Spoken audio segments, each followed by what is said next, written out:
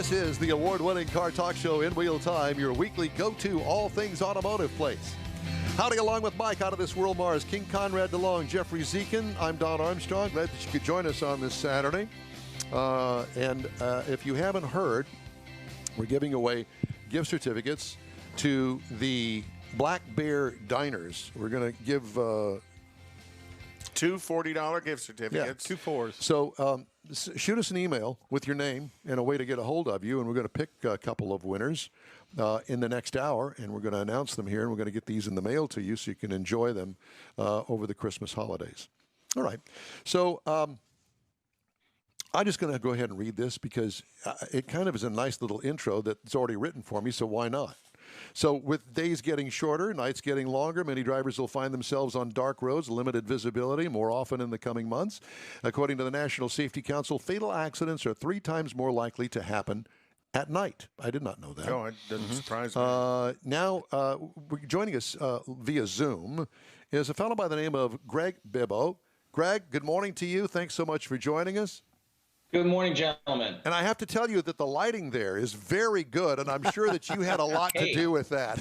Look, we're all about the lighting. They're going to kick me out of the company if I don't at least have some decent lighting with me. Yeah, well, it's great. He's with Sylvania, and they've got a campaign going, Headlight Savings Campaign. Explain to me what that means, Headlight Savings Campaign.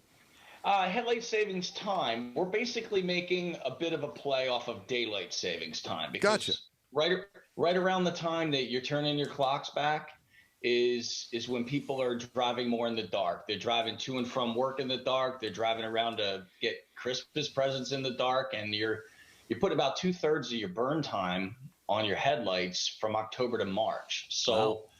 You know, it's important safety equipment, just like tires, brakes, and wipers. And we created the campaign to keep the awareness up because people don't realize that their headlights dim over time.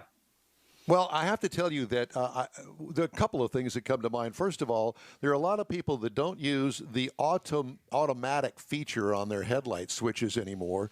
And, you know, on the interior, you really can't tell one way or the other unless you actually look for the little icon on the dashboard whether or not the headlights are on. I can't tell you how many people that I see going down the freeway, no taillights, and you get ahead of them, and there's really only thing that's on is the daytime running lights. They've got the lights off. Saw some last night. Yeah, and that's a major problem, for one. Number two is I don't see it as much today as I did a few years back, but foggy headlamp covers, the plastic ones that really, when they first started putting them on headlights, they were just terrible, and they would get foggy or turn yellow and really dim your forward visibility. Yeah, look at any mid 80s Mustang, and they all have cataracts, which the bulb behind it may be great, but it's all being so diffused trying to go through the plastic cover. So what do you cataract? Yeah, exactly. So what do you suggest for that? We're going to get to the bulbs in a minute, but let's face it, that is a major problem, and it really dates your car and makes it look old. As a matter of fact, I found some actual full headlights. They were Chinese, made for my daughter's old car, and man, I put those things that were cheap to buy, and I put them on there, and it made a world of difference, made the car look brand new. But what I also did was I put some high intensity bulbs in there that actually they were Sylvania bulbs. They cost me a little bit more, but I didn't have to do any LED conversions or anything like that. So let's kind of go in that direction if you don't mind. So how do you suggest that we deal with those problems? Well, I mean, you touched on quite a few there. That it's not just a cosmetic issue you're looking at. When you see a hazy lens, and the analogy of cataracts was spot on, because it's not just cosmetic. It's greatly reducing the amount of light that's getting out on the road, and it's defocusing it in many cases. Right. So you lost your beam pattern, you lost how far it goes down the road. We make an excellent kit that will get that it'll get that haze off. More importantly, though, it will also restore the UV blocking protectant that was on the lens in the first place. Oh. Basically a brand new vehicle coming off of the factory has a baked on UV hard coat that protects the plastic. over time that wears off, and the plastic underneath is really susceptible to UV damage from the sun. So I'd say there's a great start. If you've got a hazy lens, you want to get that better. But then also there are so many options to upgrade to a better performing bulb than the one that was in your vehicle to start with. The bulbs that come on a new car are optimized for life as much as they are for performance. So you could take a brand new car and go to your favorite auto parts store, and there's a lot of choices that you can have at different levels of price and performance that can give you a much further radar screen. So do me a favor and explain that, because when you go and look at even the Sylvania product there, they have like different what I'm going to call K ratings of the bulb. So tell us what those K ratings mean. Okay. I mean, in simple terms on lighting products, you can have brightness, you can have whiteness, and you can have life. You can't have all three at once on a traditional bulb. But basically, as you're walking into a store, in general terms, as you're walking up the price ladder, you're going to get more brightness, more whiteness, and the two of those things together, and this is where you talk about the K rating. K rating is basically a measurement of how white a light source is. Okay. So a OEM halogen bulb is around 3,200 Kelvin, and that is it's a yellowish, whitish light. Kind of an amber as it lays out. Yes. As you go to a brand new car with LEDs on it, that's 6,000 Kelvin. Okay. That's a huge difference. Yeah. It's a very huge difference. Now, granted, on a halogen bulb, you can get up towards 4,300 Kelvin, but to do that, it also detracts from the life of the product. Because it takes so much more power that you're burning, literally burning the inside filament to create that much brightness. Exactly. And, oftentimes when you talk to consumers and you say brighter, as many people that are interested in brighter are also saying, hey, I don't want that glare on the road, because there's a fair number of, like you'd mentioned, LED conversion kits, which aren't DOT legal for the road, that don't couple with the reflector the way the original bulb did. And the driver might really enjoy the driving experience, but they essentially turn their low beam into a high beam. Right. And now all the oncoming traffic's got a lot of glare in their eyes. You've got everybody ticked off at you. Right. What's the difference between Kelvins and Lumens? With a street legal halogen replacement, any of our Sylvania products that are sold in retail outlets, they're 100% designed the same way as the bulb that was in the car in the first place. They couple with the reflector the right way. Consequently, you're getting a better driving experience, but you're not doing that at the expense of oncoming traffic. What's the difference between Kelvins and Lumens, and where can I buy that kit you talked about? What's the difference between Kelvins as a measurement and lumens as a measurement? Okay. Lumens is brightness. Lumens is brightness. Kelvin is whiteness. Okay. And it's it's unfortunate. There's a fair amount of misinformation. The Kelvin rating doesn't uniquely define color. I mean, we could get into this deep physics discussion that's far beyond what any of us want to do. We're not that smart. Yeah. We're not that smart.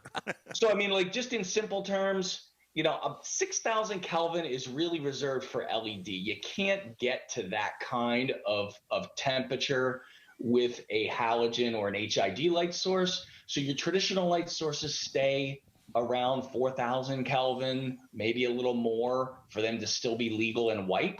But they're still a much better driving experience than the original bulb that was in the car in the first place. So when you're talking like 6,000 Kelvin, is that the ones that kind of come off blue as they're coming at you? Not necessarily blue, but like a brand new vehicle with designed in LED. I'll call it a crisp white light. If you see something coming at you that looks blue, it's not white. It's not correct, and likely it's a conversion kit that is illegal, not compliant. Right. Exactly. And there's a lot of that illegal product on the road today, and it's a fair amount of what consumers are complaining about. Right. Well, I took my 2001 Corvette from the standard light bulb to the top of the line Sylvania for that car. I don't know what it was. I don't know the name of it, but I know it was relatively expensive, and I think I bought it at Walmart or something like that. But they had a whole array of different levels, price levels, and different. And so you know exactly what I'm talking about. Totally. Did I do myself a favor? You did, because like I said, people know that their tires wear out. They know that their brakes do, or at least their mechanic will tell them, hey, you've got 10 thousandths left of brake pad time to change them. Your oil, although you can't as a layman, say, okay, my oil's bad, but you've got the sticker on the left hand side of your windshield to tell you. Bulbs, 80% of the people wait until they burn out to do something, and what they don't realize is that they've lost about 50 feet of visibility down the road. I did not know that. Yeah. As the bulb and ages. that's a tractor trailer. I mean, it's not the whole tractor trailer, but a typical trailer is 53 feet. Yeah, so it's a lot of distance. It's But when you're 75 talking- miles an hour. That's not very far. Yeah, when you're talking reaction time, that extra 50 feet gives you a better reaction time. Absolutely. My boss often says, all accidents happen in the last 15 feet. And, 50 feet gives you a lot more reaction time, to your point. And, you can't react to what you can't see. So going into the store and upgrading to a better bulb is absolutely a fundamentally great thing to do. It doesn't matter whether you're driving in the city or you're driving in the country. There's always something at night that you need to avoid. How often should you change bulbs? And then see, there's the wild card question, because there are so many different part numbers that go in vehicles. They don't all have the same standard burn time, and then we all drive. Our habits of driving are completely different. So, right. Plus, there's not a really good way. There's no good way for either the mechanic or the consumer to go, hey, wait a minute, my bulb's got 80% of the life off of it. There's really no tests to do. No. So what we basically, the tests that we do is a $100,000 piece of equipment in a laboratory that's super ridiculous to calibrate and all that. So what we tell people is, if you can't remember the last time you've changed your bulbs, if you've had that vehicle for, 2 years plus or more, if you're a high mileage driver, it's just a good thing to do. And especially, I'm talking to you from Hillsborough, New Hampshire. And so if you're in a winter, nasty climate, the northern tier of the U.S., do it before the snowstorms. Do it while it's still warm out. And we've talked about headlights, but Sylvania also sells a full range of tail lights, turn signal lights, fog lights, interior dash lights, and everything else. So what you're talking about, these bulbs wearing out over time, all of those bulbs are suspect for wearing out. Absolutely. And, hey, we've all been in project mode since COVID hit, right? So, I think people are probably running out of things to do. They've been through 3 pages of the project list. There's so many sockets on a vehicle that you could safely upgrade to LED. Most of the brand new cars, even brand new ones, at least 60% of the sockets inside the vehicle aren't LED. And it'd be an easy, simple upgrade. You don't need much in the way of tools to get to them. And also the ones on the outside of the vehicle. Like you said, if you can't remember the last time you replaced them, it's usually an easy upgrade, and for the layman, it's one of the few things you can still do on a vehicle. Well, here's my turn signal story that I had to deal with in the Corvette. Of course, it's sitting on the ground pretty much, but I had a turn signal bulb go out, and it was an amber one in the front. Okay, so I go up there and I'm finagle my way to get my hand up there where the bulb is, undo the screw-in thing, pull the bulb out, go to pull the actual bulb out of the socket, and the bulb glass just shatters in my hand. I didn't realize. And the socket stays in. Yeah. So I had to get some needle nose to pull the thing out of there. But I guess that kind of goes hand in hand with what you're talking about. The car is 20 years old. And so that, as I'm sure, is an original bulb that was in there. It was a pain in the butt to get up to it, but I finally did. But I didn't realize that those bulbs become so brittle after so many years. The car only has 20,000 miles on it, so it's not that. Yeah, but it's time. It's the age. Yeah, it's the age. So this goes hand in hand with what you're talking about. They kind of age out, if you will. But like Absolutely. you say, So it's and it's active safety equipment, just like brakes and tires. Well, and then Sylvania is also engaged at the manufacturer's level, be it General Motors, Ford, Chrysler, whomever it is. So you guys have a little bit of view of what's coming in the future as well. Anything you want to tell us? We do. I mean, we're in sleepy little Hillsborough, New Hampshire. We have the last automotive lighting manufacturing facility for the OEM market. So we're making lights for all the vehicles every day, not just for the replacement market, but for the new car market. Right, and I mean, you see, and probably talk on this show a lot about all of the latest and greatest technology. I mean, and it's amazing when you get a new vehicle between, lane departure warnings, adaptive cruise control, our lighting. There's some incredible technology today where it's not just a great LED light source, but it's linked to a servo. So when you turn the wheel, the lights turn with you, or when you really turn far, an additional light will come on to do more light onto the periphery. So there's, I feel like all the seeds of autonomous driving are being evaluated and refined today on new vehicles. Well, I have to tell you that there was a time several years ago. You might have been with me, Mr. Mars. Ford invited us up to Dearborn, Michigan, and because there were so many journalists there, they offered us to sign up for a factory tour or things like the interior department where they design interiors. But there was one in particular that they offered us that we went to the lighting department at the Ford Motor Company. And it's this great big huge warehouse that's pitch black, and it's where they test all of their lighting engineering. And it was really fascinating to see. And I know that you guys obviously have a similar facility. You have to.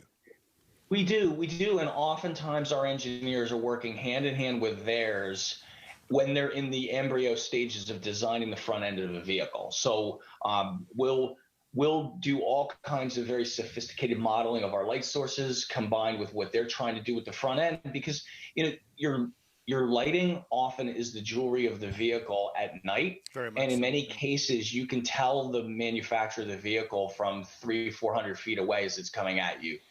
That's this kind of vehicle or that kind. And so they're constantly trying to differentiate while still making as safe and high performance of a light source for people. Gregg, where can we go to find out more information that Sylvania has about automotive lighting and consumer education?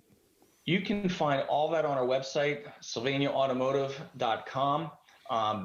If you don't remember that, Sylvania Automotive on a Google search. But yes, we're constantly updating everything on our website in terms of what's new, how to evaluate your products, how to install them, what the better features and benefits are. And then we now have a whole new section of other safety-related products that came from ideas in the OEM market, like a dash cam that will allow you to be safer on the road, record what's going on, but then it also has features like lane departure and and backup assist. So something for everybody on our website. Gregg, it's been great to talk to you. Been real educational. Thank you very much. It truly has been. And thanks so much for taking the time out of your Saturday to talk to us. Let's stay in touch. Please, anytime you got anything you want to talk to us about, be sure and get a hold of us. We put your link up on our Facebook page. All right. My pleasure, gentlemen. I really enjoyed the time, and enjoy your Saturday. You do the same. Happy New Year and Merry Christmas. We'll talk to you again soon. Gregg Bibbo, he is with Sylvania. Great interview there. All right. Again, we're giving away two $40 Black Bear Diner gift certificates. And if you'd like to put your name in the hat, please shoot us an email, info@inwheeltime.com. Larry Galla also told us there is a third location in Houston, and that is at I-45 in Ritchie. Okay. So it's Katy, Missouri City, and North Houston. Okay. Well, thanks, Larry. Thank you, Larry. Good to hear from him. He's a well-known jock in this town, and he works at the station up in Conroe. Oh, wonderful! Okay. He's been on, for a long time. I have a Larry Is he Galla. also, like you, a member of the Broadcasting Hall of Fame? I don't know about that, but Soon he will should be. now that we've mentioned him on the show. I have. Remind me. Or not. remind me to tell you a story about him. Oh, boy. Larry, that's going to cost you money, so we don't tell it on the air. There goes his career. Yeah. It goes back to the Astrodome days and going to a baseball game with him and Buddy Cantu, and me having Been overserved? popcorn incident into his hair. Oh, boy. It was a fun time, and thank you, Larry, for all that you do, and still dare email me or whatever the case. Is this a long story? I got to be at work Monday. No, it's not. All right. George Skelton said the last interview was enlightening. Thank you, George. Yeah, and a lot of times their research and development department is in the dark. Oh, gosh. All right, time now for This Week in Auto History. Conrad enlightens us with that. Well, there's all kinds of stuff going on, and we try and give you a little wide range of it. In 1915, and I remember it well. I'm sure you will. The 1 millionth Ford Model T was produced this week. So, you think there was actually 15 million Ford Model Ts produced over time. In 1921, a young engineer at General Motors discovers that when he adds a compound called tetraethyl lead to gasoline, oh boy, it eliminated the unpleasant noises known as knock or pinging to the internal combustion engine.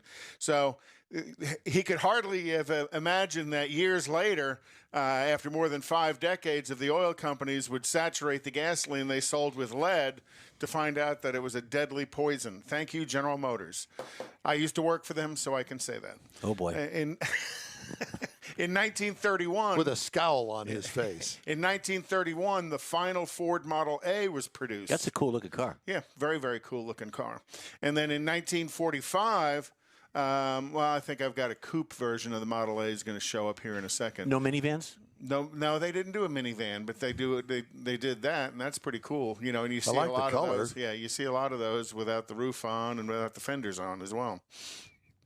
In 1945, Toyota received permission from the American occupation government to start production of buses and trucks necessary to keep Japan running. It was the first production in post-war Japan after World War II. Nice. In 1951, Parking Services Incorporated opened the first push-button controlled Park-O-Matic, kind of like an automat, where you loaded the car in an elevator and it went up and parked the car. It didn't, there weren't any ramps or anything, and that has since evolved. And you see even more of that. That happens to be an Oldsmobile, by the way. Oh boy! You notice I always find the Oldsmobile in the story. I find the Cadillacs.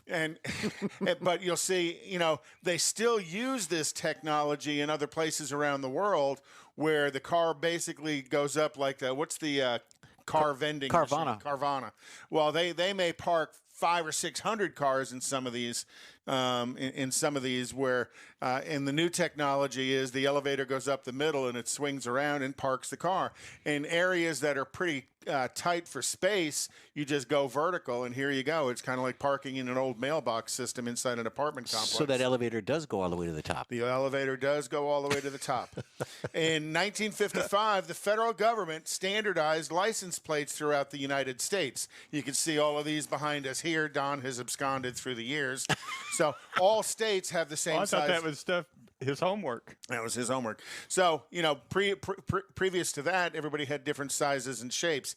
And also in 1955, Volkswagen trademarked or registered the trademark of Volkswagen in this VW symbol, which has since evolved into a few other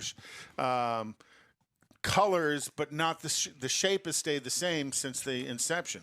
In 1963, the last American-made Studebaker was produced, and that Studebaker was produced in their factory in South Bend, Indiana, and it was this Lark here. But Studebaker production... God, that was an ugly car. I remember the Lark. But Studebaker production continued in Canada for 3 more years. I did not realize that. So that was something I learned. In 1965, Chevrolet produced its 3 millionth car for the year, Chevy Impala. For the year? For the year. 65 so Impala. they made 3 million Chevrolets in 1965. Wow. That was is one of awesome. the cars I wish I'd have kept. I have one, a two-door. In 1970, Lee Iacocca became the president of Ford Motor Company as the president. But you got to remember, Lee Iacocca joined Ford as an engineer back in the 40s and was quickly part of the team that brought together the Mustang. And then in 1977, the Plymouth Horizon was introduced this day. It was the first American-made small car with front-wheel drive. And it left such a wonderful legacy. Nobody knows anything about it anymore. And that's this week in automotive history. A lot happened this I week. had told you earlier that I took Mom's Buick down to drop off Stan the Man down in the 3rd Ward on one Saturday back when I was in high school, and you were talking about license plates, and there is that license plate that was attached to that car right up there. PBR 318 1970. Yep, that one right there. White back and blue letters. So that was down there at the wine-a-thon that Stan the Man. The trunk or treat. The trunk or treat, yeah. The alcohol drive-through. There was that. All right, time now for a couple stories making auto news headlines this week. Kia Motors said last week, it's recalling 295,000 more U.S. vehicles for engine fire or thermal events. Automakers said the recall covers 2012 to 13 model Sorrentos, 12 to 15 model Forte and Forte Coupes, 11 to 13 Optima Hybrids, 14 to 15 Souls, and 2012 Sportage vehicles because... So pretty much everything they made through those years. Pretty much, yeah. By the way, they've been fined. Civil penalty totaled $70 million, including an upfront payment of $27 million to your government. Requirements to spend another $16 million on specified safety measures and a potential $27 million deferred penalty. I wonder what happens to all that fine money. You know, this is the 10th year anniversary of the first U.S. Leaf or U.S. sold Leaf on the Nissan product. No, I did not know The fully electric Leaf. Yeah. Been in the market for 10 years. You know, Jeff did our pre-owned model of the week, and it was a Honda minivan. Well, Honda is moving beyond an aggressive expansion of its certified pre-owned vehicle business by launching an updated sales website that now lists non-certified used vehicles up to 10 years old. Wow. American Honda is using HondaCertified.com for the non-CPO listings. The updated web portal launched on Monday. And that, I would imagine, will change the industry, and everybody will be putting on all of their used cars. Mm-hmm. You can buy a CPO or a certified pre-owned or a non-certified pre-owned. There you go. And we'll end this segment with there's enough consumer demand for manufacturers to ramp up output of new models, but not enough supply. According to Ally CEO Jeffrey Brown, he told investors that this week. Ally Financial, one of the largest U.S. auto lenders, said car makers should get busy. Automakers have been stretched thin by pandemic-related absenteeism, distancing protocols, quarantines, and supply chain constraints. All this combined with the 2-month shutdown this spring to contain COVID-19 has made it difficult for factories to match the rebound in consumer demand for new vehicles driven by low interest rates and a shift toward private transportation. And, you know, Ally's been the sponsor of Jimmy Johnson's NASCAR, and since Johnson retired from NASCAR, he's going to go race sports prototype cars, and Ally's going to go and sponsor him in the IMSA series as he drives a Cadillac There you go. DPI There you go. All right. car in IMSA, 24 hours at Daytona. That's it. Go ahead. He also tested open wheel as well, Formula. Yeah, no, he's going to run for Ganassi in All right, Indy. that's Indy it for cars. this hour of the In Wheel Time Car Show. We've got our next segment coming right up after a quick break. Stay with us. Tailpipes and Tacos is Houston's premier cruise-in, and you're invited to join in. Whether you're a cruiser or spectator, Tailpipes and Tacos is the place to enjoy a Lupi Tortilla breakfast tacos, fresh coffee, and mingle with Houston's fun car people. Mark your calendar for Saturday, December 19th for Tailpipes and Tacos at the Lupi Tortilla Mexican Restaurant in Katy, 8 to 11 a.m. Tailpipes and Tacos is free and everyone is invited. You'll see collector cars, hot rods, customs, magnificent originals, and resto mods all in one place. Cars from all over Southeast Texas cruise in and show off in a 3-hour friends and family event. The Lupi Tortilla Mexican Restaurant on the Grand Parkway at Kingsland Boulevard, just south of I-10 in Katy. Drag racer, car enthusiast, and Lupi founder Stan Holt brings you Houston's hottest cruise-in, Tailpipes and Tacos, Saturday, December 19th, 8 to 11 a.m. at the Lupi's in Katy. The In Wheel Time Car Show will be there too, and you're invited to join us. We'll see you there. Texas Truck Works is your go-to truck customizer. From mild-to-wild lift kits, custom wheels, and steering and handling enhancements to the best personal and commercial wraps, Texas Truck Works delivers. Let Texas Truck Works founder Scott Stevens help you get the most out of your truck or Jeep. Texas Truck Works has decades of customizing experience, including power adders and complete engine swaps. Let the Texas Truck Works team design an upgrade plan that fits your budget. Get truck attitude today at TexasTruckWorks.com. Is your business or company looking to stand out in a crowded advertising market? Looking to reach the real auto enthusiast? Well, you found it. You're listening or watching in real time, and so are your fellow enthusiasts. The In Wheel Time Car Show now reaches 500,000, and we can put together a marketing plan that will engage them in your product, business, or service. To get the tires rolling, just shoot us an email to our marketing director, Jeff Zekin. His address is jeff@inwheeltime.com.